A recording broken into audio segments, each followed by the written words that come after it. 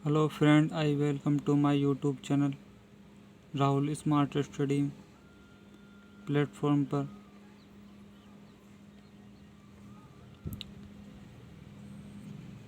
कल अपन ने पढ़ा था साइटोलॉजी के पार्ट्स कवर किए थे कुछ। आज का टॉपिक न्यूक्लिक अम्ल, nucleic acid.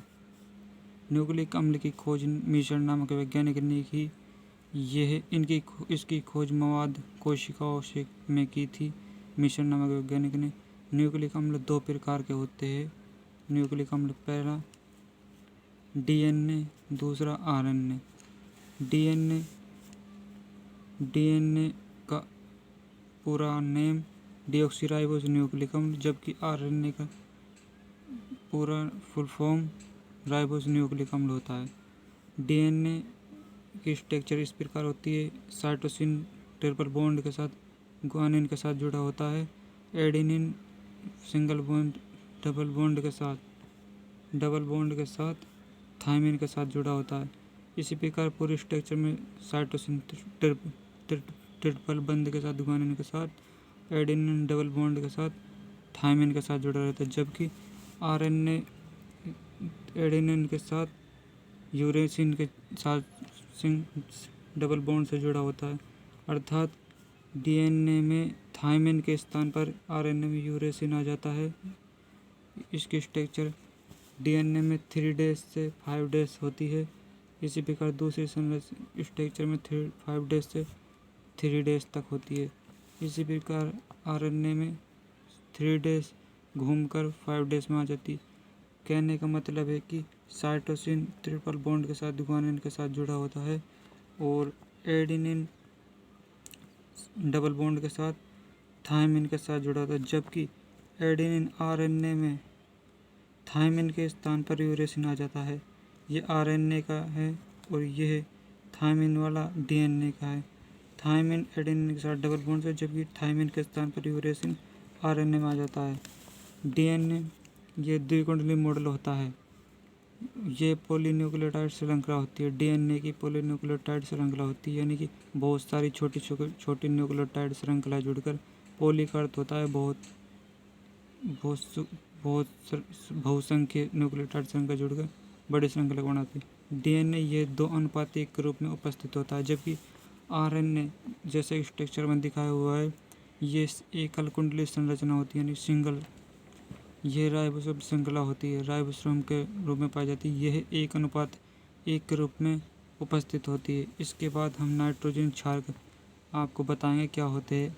Note: nitrogen क्षारक purine 2 भागों में विभाजित होता है। Purine, pyrimidine. प्यूरिन होते हैं एडेनिन ग्वानिन और पिरामिडिन होते हैं थायमिन साइटोसिन, जबकि आरएनए में पिरामिडिन थायमिन के स्थान पर यूरेसिन आ जाता है, जो कि मैं आपको पहले बता चुका स्ट्रक्चर में। आरएनए 3 प्रकार के होते हैं। एमआरएनए मोस्ट इम्पोर्टेंट पॉइंट है ये। MRNA, tRNA, rRNA. पहला एमआरएनए का अध्ययन करते हैं। ये राइबोसोम के साथ मिलकर प्रोटीन का निर्माण करते हैं। एमआरएनए का कार्य है एमआरएनए का ये राइबोसोम के साथ मिलकर प्रोटीन का निर्माण करते हैं। टीआरएनए का कार्य है ये एमिनो अम्ल कोशिका द्रव्य में प्रोटीन का निर्माण करते हैं और उनका ट्रांसफ़र करने में, यानी कि स्थानांतरण करने में महत्वपूर्ण भूमिका टीआरएनए निभाते हैं। आरएनए का कार्य राइबोसोम का निर्माण करना होता है। इसके बाद हमारा कुछ इम्पोर्टेंट बिंदु और शेष है, जो कि निम्न प्रकार है।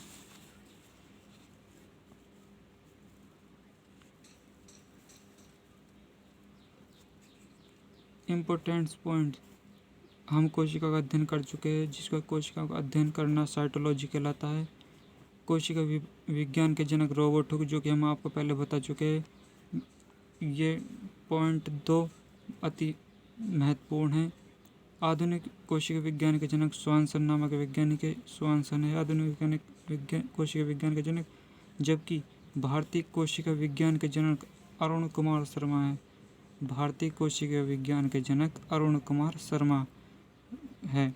इसके बाद छोटी बड़ी कोशिका किन किन जंतु पादप और मनुष्य में पाई जाती है जो निम्न प्रकार है। सबसे बड़ी कोशिका किस में पाई जाती है? जंतु में शुतुरमुर्ग के अंडे में पाई जाती है सबसे बड़ी कोशिका।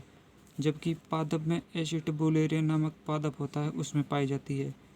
और मानव में सबसे बड़ी कोशिका अंडाणु यानी अंडाणु मादा में उपस्थित होता है। मादा अंडाणु सबसे बड़ी कोशिका अंडाणु।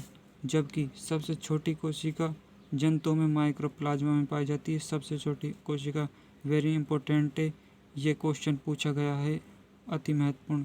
जबकि एल्गिया पादप में सबसे छोटी कोशिका होती है। सबसे छोटी कोशिका मनुष्य में, मानव में शुक्राणु पुरुषों में पाए जाते हैं, जो कि लिंग को संतति को उत्पन्न करने में मदद करते हैं। मानव शरीर में सबसे लंबी कोशिका तंत्रिका तंत्र कोशिका होती है। वेरी इंपॉर्टेंट, सबसे लंबी कोशिका तंत्रिका तंत्र कोशिका होती है मानव शरीर की। कोशिका अनुसंधान केंद्र हैदराबाद में उपस्थित है।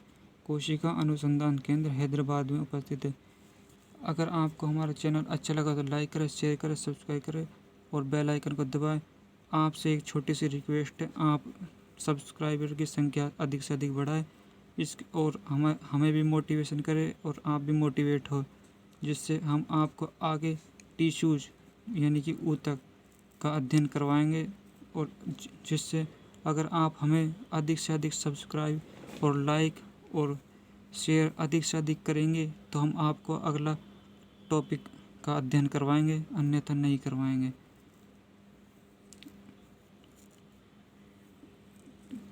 दिल्ली पुलिस की वैकेंसी आ चुकी है, आने वाली है, अभी तो नोटिफिकेशन नहीं आया है, तो आप डॉक्यूमेंट्स तैयार करवा के रखें। धन्यवाद।